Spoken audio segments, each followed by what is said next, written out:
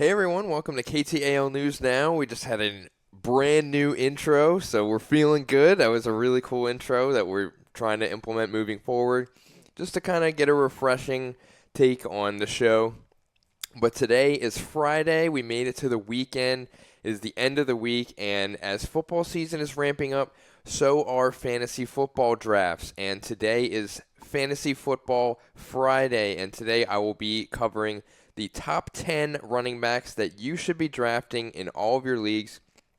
If you have a high enough pick, of course, because most of these guys, they're going in like the top 5.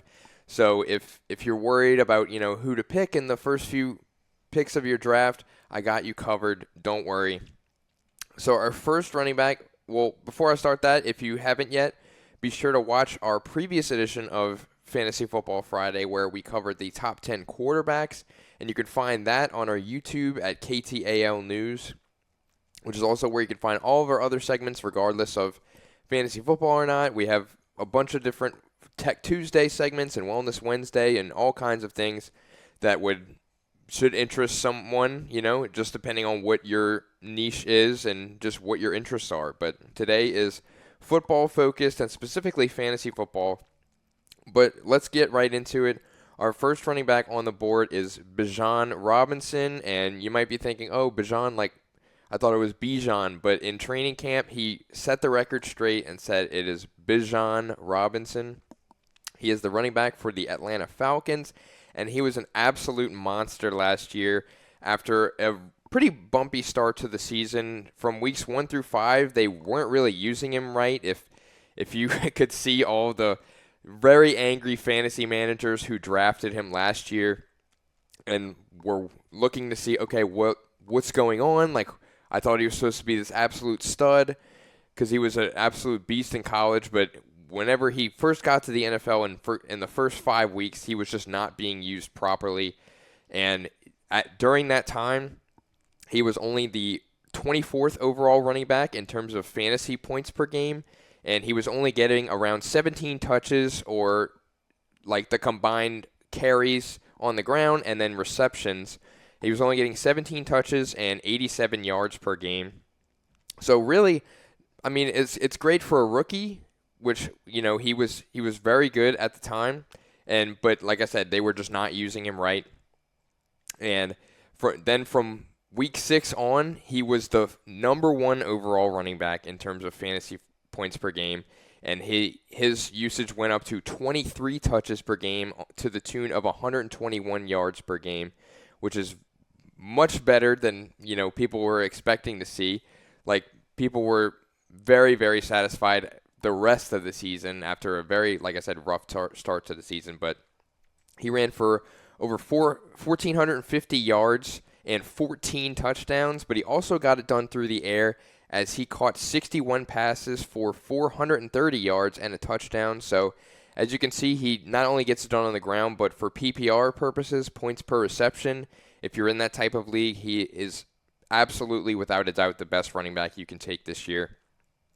And there are some other guys on the list who might fight for that spot, but this is the one I believe in the most personally. I think it's pretty much the consensus around the entire fantasy community. If it wasn't for Jamar Chase, he would definitely be going number 1. And even if you pick Bijan number 1, I wouldn't fault you at all. Because like I said, running back compared to wide receiver is so much deeper of a position. So if you want to try to hammer running back early, if you have the first pick and take Robinson, that's totally fine. Both of those options are very viable. So, but like I said, he can definitely produce both in the air, on the ground, and someone else who did that last year was Jahmyr Gibbs for the Detroit Lions, who is second on my top 10. And he, in terms of PPR, this is definitely the guy to have. If you lose out on Robinson and you have the third pick, I wouldn't even sweat it. If you're worried about, oh, Saquon, he did this last year, trust me, just Gibbs is a no-brainer third overall pick here. Because I think even though he is the second best running back on the board, he is still better than the second best receiver that you can take, which is going to be, CeeDee Lamb or Justin Jefferson maybe. But I think Gibbs is a surefire safe bet this year. even with the return of David Montgomery, David Montgomery missed the last 3 games of the season, which did help Gibbs to become the overall running back 1 in PPR, where when Montgomery missed the last 3 games, Gibbs went on an absolutely insane run. He averaged like a little over 32 fantasy points per game during that time. He was getting like 25 touches a game. So just absurd usage in that last 3 games. So that definitely carried his stats a little bit. And again, that's not to detract from his season. It was still an amazing season. He ran for over 1,400 yards and 16 touchdowns. But he also caught 52 passes for 517 yards and 4 touchdowns. So as you can see, PPR heavy. It's a very lucrative option at running back, especially with the top guys being these absolute monsters, both on the ground and in the air. And in the only questions we may have, if you're in a standard scoring league that doesn't reward receptions, I would probably not rank him as high. He would still be in the top 5 for sure. But in terms of goal line usage, David Montgomery is still going to get that work just based on last year's stats. Because when on goal line touches inside the 5-yard line, David Montgomery did win that battle. He ended up having 25 carries inside the 5 compared to Gibbs's 18. So, like I said, they definitely try to lean on David Montgomery a little bit more in the red zone and the goal line specifically. So that's just something to be not panic about, but just something to keep in mind. But like I said, if you're in a PPR league, you have nothing to worry about. This is the guy to get if you miss out on Chase and Bijan. I think the top 3 in terms of the first fantasy picks are pretty set in stone. I think it'll absolutely go Chase, Bijan, and then Gibbs. Like in most leagues, they should go that way. But if you have a guy who wants to get Saquon Barkley later on, and it can throw a wrench in things. But then if you're the 4th pick and they end up reaching for Saquon, that leaves Gibbs right in your lap or another guy like that. So, that's just something to keep in mind. If you can get Gibbs past 3, that is an absolute steal in my opinion. So, but our 3rd overall running back this year is Devon Achane for the Miami Dolphins.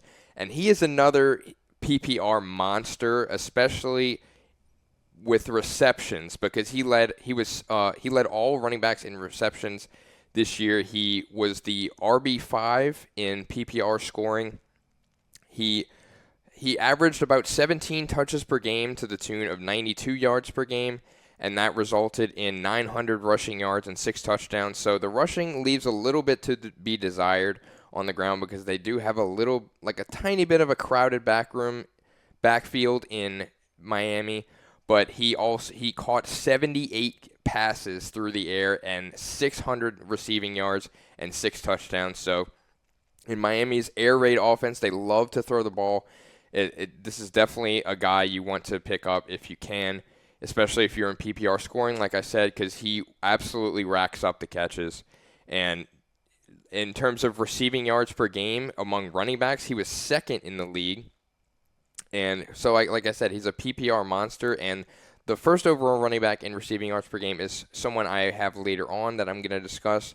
We'll get into all those details. But like I said, the running game does leave a little bit to be desired, especially the efficiency of his rushes, because not last year, but in 2023, he averaged an insane 7.8 yards per carry. He only had 100 rushes on the year and ran for over 700 yards for the season. But last year, that ended up dipping down to 4.5 yards per carry, which, again, if you're a career 4.5 yards per carry rusher, you're a Hall of Famer.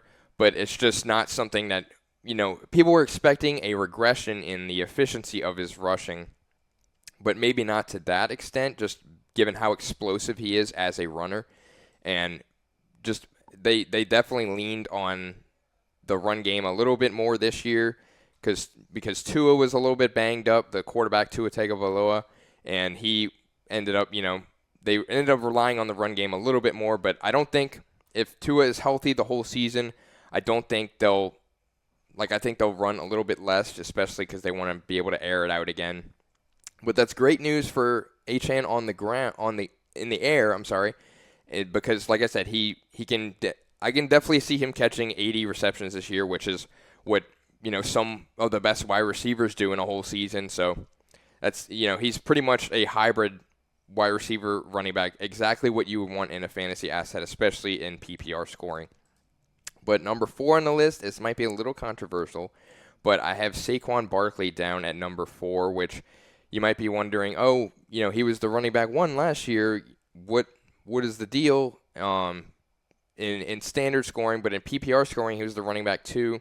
And that's not to say, that's not much of a difference, but I'm just worried about the amount of usage he got last year. I mean, last year he's definitely had one of the best seasons of all time, in my opinion. He ran for over 2,000 yards and 13 touchdowns. It probably would have been at least a couple more if they didn't opt for the tush push or brotherly shove in Philadelphia, where quarterback Jalen Hurts was pretty much vulturing all of those touchdowns from Saquon that otherwise would have gone to him on any other team. But the offensive line in Philly is absolutely amazing, so I don't blame them for continuing to try what works. If it ain't broke, don't fix it, So, but he also grabbed 33 catches in the air and 278 yards receiving. So, I mean, he doesn't do a whole lot in the air, but it's definitely something that they can do. The Eagles in particular are one of those teams that don't normally check down to running backs compared to other teams. So in terms of PPR, it's not going to be a huge boost. I mean, he'll definitely, like I said, he'll have a little bit. But again, on a per-game basis, it's really not a whole lot. It's maybe like 2 catches per game.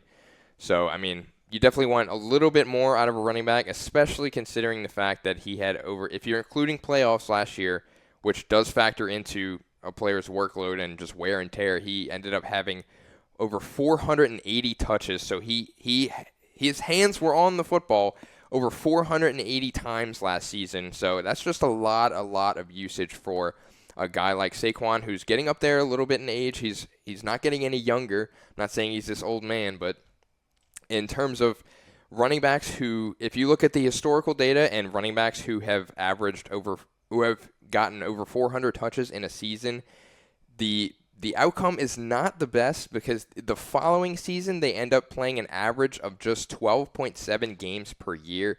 And with the NFL doing a 17-game season now, that's going to be maybe 5 games that he misses due to injury on average. And again, that's not, I mean, he is a monster in terms of his talent and just genetics and everything. But again, that's just a lot of wear and tear on somebody who, even with the New York Giants, he was pretty much ran into the ground because they did not have a passing game. He was the offense, essentially. So just having to rely on him for that long can be detrimental. And if you look at recent guys, even Christian McCaffrey, who is his next up, spoiler alert, on my list, but in the 2 seasons where he had over 400 touches, each of the following seasons he played 4 games and then 3 games. So that's just something to keep in mind on. I'm not trying to predict an injury or anything. Even Derrick Henry, after 400 touches, he played 8 games the following season back in 2020. But like I said, I'm not trying to predict an injury. I certainly don't hope for an injury on anybody, but you do at least have to have that in the back of your mind. Okay, this guy ran into the ground last year. He led them all the way to a Super Bowl. So again, that's just my concern. I would just rather pick somebody who's maybe not just like a safer option, but has more of that upside and just efficiency in terms of yards after contact and everything like that, because there's a lot of credit that needs to be given to the Philadelphia Eagles offensive line, because if you look at Saquon's numbers, he was first among all running backs in yards before contact, so they were giving him a lot of protection. And in terms of missed tackles and yards after contact, he was 28th and 35th, respectively, among all running backs last season. So, like I said, huge credit to the offensive line. If they have any regression this year compared to last year, it's definitely going to be a little bit of trouble for Saquon to repeat that running back 1 finish, which not a lot of people have done. You can probably count on one hand, if that, the amount of times that a running back has finished as the first overall at their position in back-to-back years. So it's definitely not a common occurrence. But one guy who does have the potential to bounce back to that level is Christian McCaffrey for the San Francisco 49ers. And last year, he was barely on the field. He played just 4 games, but if he is healthy this year, and everybody knows this, that when he is healthy, he is absolutely the best, not just best running back, but best fantasy player overall. Because, I mean, if you look at his career history, he has finished as a top 2 running back in 4 of his 8 seasons. But that also, it's the other side of the coin, right, where those other 4 seasons, he barely played at all because he was hurt, because he was just being used so much, it goes back to my fears with Saquon, where this is someone who, again, not trying to predict injury because it's not something you can predict. It can happen on one play or one wrong step, but it's a very big concern among just the fantasy community and just the general consensus. Okay, if something happens just after being such a high usage season, it can spell disaster, especially if you draft him with a top 5 pick. Your first round pick is just pretty much gone, just turned to dust if they end up missing a considerable amount of time.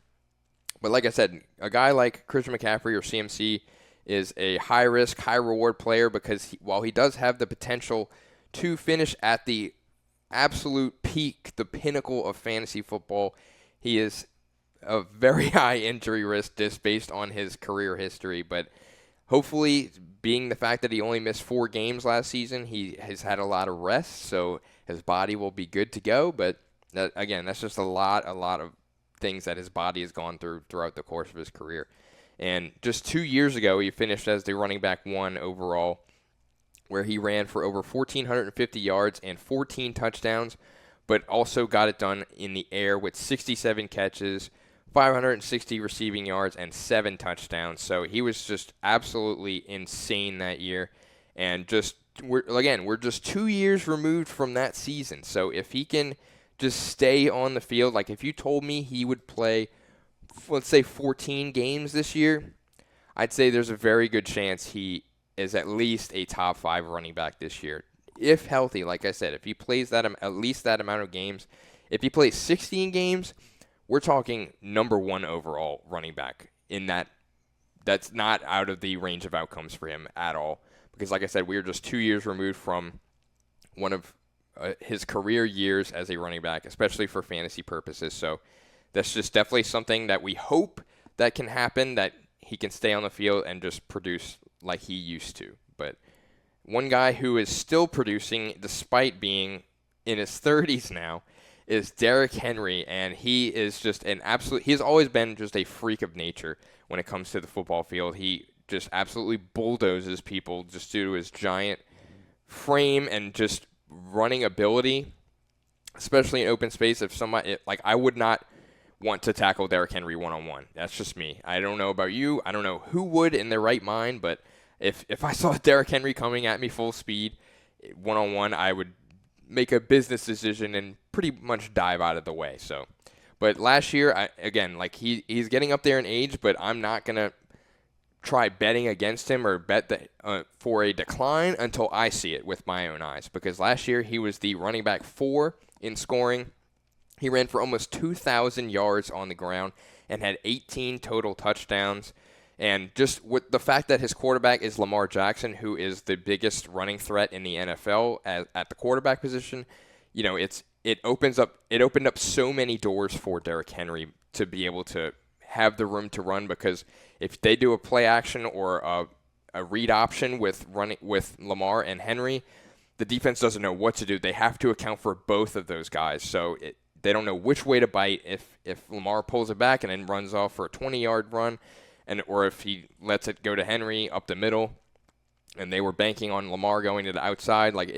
There's just so much that Lamar has done, just the both of them, to open up opportunities for each of them to be one of the best, if not the best, rushing offense in the NFL last year. So, but like I said, he's getting up there in age. He's 31 now, but he is absolutely built different. He is unlike anything we've ever seen in terms of the durability, the talent, the way he just plows through defenders. I'm not gonna fade him this year until, like I said, I see a decline. So this is somebody you can definitely pick up, even as your starting running back, your running back one, if it's the first running back you're taking, that's totally fine because he can definitely carry you to at the very least, a top 10 finish if he plays, at least like 14 games or so. But our next guy on the list is Ashton Genty from Boise State, and he set the college football world on fire last year. He set all kinds of records. He had the second most rushing yards in a single season last year with over 2,600 rushing yards and 29 touchdowns. Just to give you an idea, I can't even fathom just rushing for that many yards. I mean, he had 14 games last season with over 100 rushing yards, which that just blows my mind. And they rode him all the way to the college football playoff, just to show you how good he was last year. And I know he's on the Raiders now, the Las Vegas Raiders. He got drafted to them in the first round, and they're in a pretty rough spot. But they used to have Josh Jacobs, who is also later on in the list. Spoiler alert, but he ended up being very efficient with the Raiders, and I don't think anything will be any different. I mean, their passing attack has gotten a little better, and we at least hope to see them take another step forward in the offense because they drafted Brock Bowers at a tight end out of Georgia last year, and he was instantly produced. So hopefully that the offense continues to get better and better, so the defense isn't stacking the box to try to protect against the run to stop Genty, because if he has room to run, I mean, if the stats say it all, he can absolutely take it to the house on any given play. His other records include most missed tackles. It's just his production in college was nothing like we will ever see for a very, very long time. So I'm hoping that the offense is better next year, like I said, but we'll see. I think he could definitely produce out the gates. If you told me he would rush for at least 750 yards and let's say 8 touchdowns, I mean, that's pretty decent. I wouldn't be upset with that, considering he's not even though he's my 7th ranked running back, he's not going in the first round. He's going usually at the 2-3, maybe around that turn. So I think it's definitely something to if you are at that turn and he is there, I absolutely would advise taking him because, like I said, the potential is limitless. We saw what he can do in college. Just hopefully that translates to the NFL because he can be an absolute beast. But one person who, was pretty good last year but is expecting to take a huge leap this year is running back Chase Brown for the Cincinnati Bengals. He was the 10th overall running back last year, on his way to just right under 1,000 yards rushing and 7 touchdowns. But he also, like the other guys in this list, he got it done in the air, and he caught 54 passes for 360 yards and 4 touchdowns. So he is also a beast when it comes to PPR. And from the first 8 weeks of the season, he was okay. He was pretty pedestrian in terms of just production and what you want out of a guy. But again, he was drafted pretty late. He was a very late round pickup last year, so people weren't expecting a whole lot of him considering the fact that the running back room at that time was very questionable, very murky. We didn't really know who was going to be the lead guy there. But now it's very clear that Chase Brown is the top guy, and he pretty much has no competition in the running back room now because I don't see Samaje Perine or Taj Brooks stealing any of the workload from him. So you don't have to worry about him losing his job or losing out on goal line carries to the backups. He is going to be the guy for the offense in one of the highest scoring offenses in the NFL. But like I was saying earlier, after week 8, from weeks 9 through 17, they pretty much leaned on him the entire way because he had almost 24 touches per game to the tune of 116 yards per game, and he played at least 79% of the snaps in every single game in that time frame. But people were worried a little bit about the per-touch efficiency because, like I said, he he got nearly 24 touches per game, but it only resulted in 116 yards per game. So hopefully that efficiency goes up a little bit. That's something to consider too. That's a little bit questionable if that's going to either regress or, we'll see. Hopefully it goes in the positive direction. But he is definitely somebody that if you're looking for a starting running back with no competition in one of the highest scoring offenses in the NFL, you know he's going to get touchdowns. You know he's going to get fed the ball through the air, through the passing attack, because they love to pass. I mean, Joe Burrow, we know how he led the NFL in passing yards last season, so they're not going to stop. They're not going to stop throwing the ball, especially having Jamar Chase on the team. So, like I said, this is somebody that is a very, not safe, but like a very high floor. You don't have to worry about him losing out to a backup or a rookie that they drafted. Like it's going to be smooth sailing, hopefully, with him this year. But our next running back on the board is Bucky Irving for the Tampa Bay Buccaneers. And before I preface this does not do any justice because he finished as the running back 13, so he was outside of an RB1 in the top 12.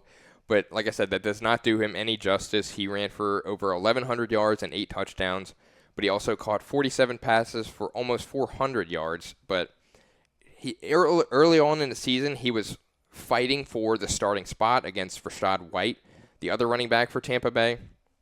And before he did that, it was pretty much a split backfield until Bucky took the reins and took the backfield over for himself, because once he did that, he absolutely produced. Because as soon as he became the starter, he ended up being the running back 6 overall in terms of fantasy points per game from that point onward. And he ended up getting 18 touches per game and 115 total yards per game in that time frame. Because like I said, he was a top 6 running back once he became the absolute surefire full-time starter.